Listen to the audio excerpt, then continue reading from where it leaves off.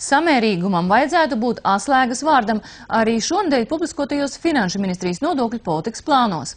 Pagaidām saprotams, ka lielāki nodokļi būs patēriņam, mazāki darba spēkam. Tomēr uzņēmēji par izstrādāto plānu nav sajūsmā. Ministrija arī neslēpj, ka turpmākajos gados galvenais mērķis ar nodokļu palīdzību, tā teikt, nosmelt naudu budžeta deficīta mazināšanai. Savukārt idejas par nodokļu sabalansēšanu tās atliktas uz vēlāku laiku. Kā vērtēt šīs sagatavotās nodokļu politikas pamatnostādnes, skaidroja mans kolēģis Jānis Geste. Varbūt iespējams gadījumā, ja tie ir visbiežāk sastopamie vārdi Finanšu ministrijas sagatavotajā dokumentā, kurā vajadzētu parādīties nodokļu politikas pamatnostādnēm. Tieši pārāk lielo iespējamību dēļ eksperti ministrijas plānus vērtē atturīgi. Šī analīzes kvalitāte ir diezgan zema. Tomēr, jā, kaut ko tādu varat uzrakstīt, teiksim, viens no mūsu studentiem, jā, bet tomēr es no Finansu ministrijas gaidu kaut ko lielu. Tad, ja uzņēmums varētu redzēt, konkrēti plānojot, jā, pie kuras ekonomiskās situācijas šobrīd man ir palielināts tas, pie tās situācijas man tiks palielināts tas, un pie šīs situācijas man tiks palielināts nākošais. Tad vismaz būtu kaut kāda vīzija. Šobrīd mums tās vīzijas nav. Šobrīd ir vispār, varbūt mēs palielināsim tur to minimumu, varbūt mēs tur atcelsim tās, teiksim, samazinātās likmes, varbūt mēs kaut kādus pārskatīsim, kaut kādas atvieglojumus. Un pie tam tas viss ir teikts tādā ļoti vispārīgā, iespējamā varbūtības formā, kur mēs neredzam, vai tiešām tas arī tiks darīts, un kad tas tiks darīts un kādā apmērā. Nodokļu politikas mērķi iedalīt divās grupās. Viena, kas sasniedzama līdz eiro ieviešanai 2014. gadā, otra pēc tam. Pašlaik galvenā prioritāte, tā viegli pārfrāzējot, esot ar nodokļu palīdzību valsts makā iegūt pēc iespējas vairāk naudas, lai varētu mazināt budžeta deficītu. Tas, manuprāt, gan uzņēmējiem, gan iedzīvotājiem šobrīd ir tāds visgrūtāk saprotamais pieejas punkts. Protams, ka Finanšu ministrija dara savus mājas darbus, pārējos mājas darbus ir jāizdara, protams, ka pārējiem ministru kabineta locekļiem.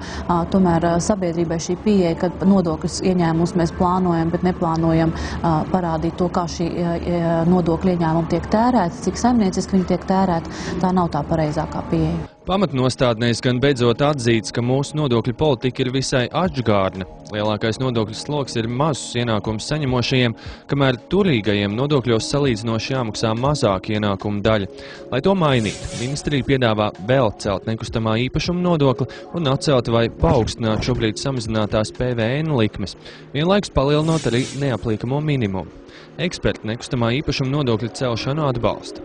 Ir ļoti liela, teiksim, tā politiska opozīcija šim nodokļiem. Jā.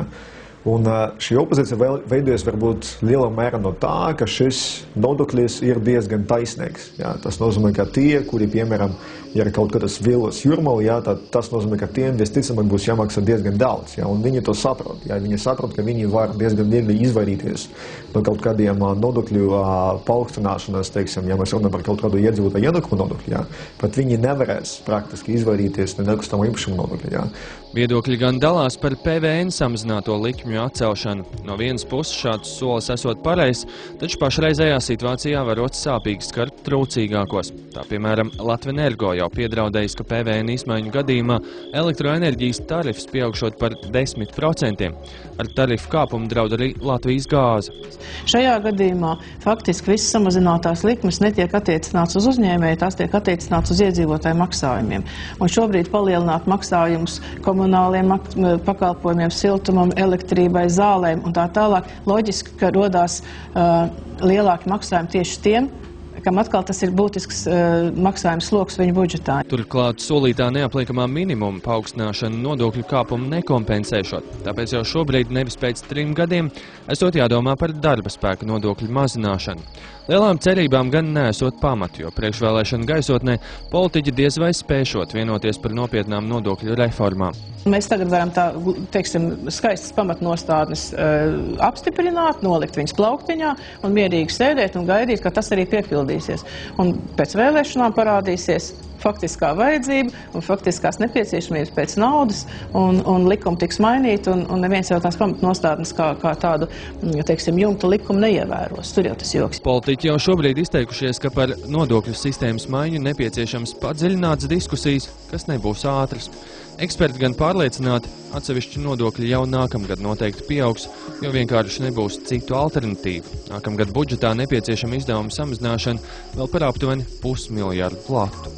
Valdība vairs nevar vienkārši mehaniski samazināt algas valsts sektorā. Jā, es domāju, ka te visas iespējas jau ir izsmeltas. Vai būs kaut kāda struktūrāla reforma, tā man grūti noticēt, jo tas vienkārši prasa pārāk lielu kompetenci. Jā. Tad atliek vai sociālais budžets, kas ir kāda trešdaļa no konsolidēta budžeta, tad mēs runājam par pensiju samazināšanu, vai atliek kaut kādu nodokļu palielināšanu. Jā. Tad principā tā ir vienkārši aritmētika. Jā. Nekādu citu iespēju nav.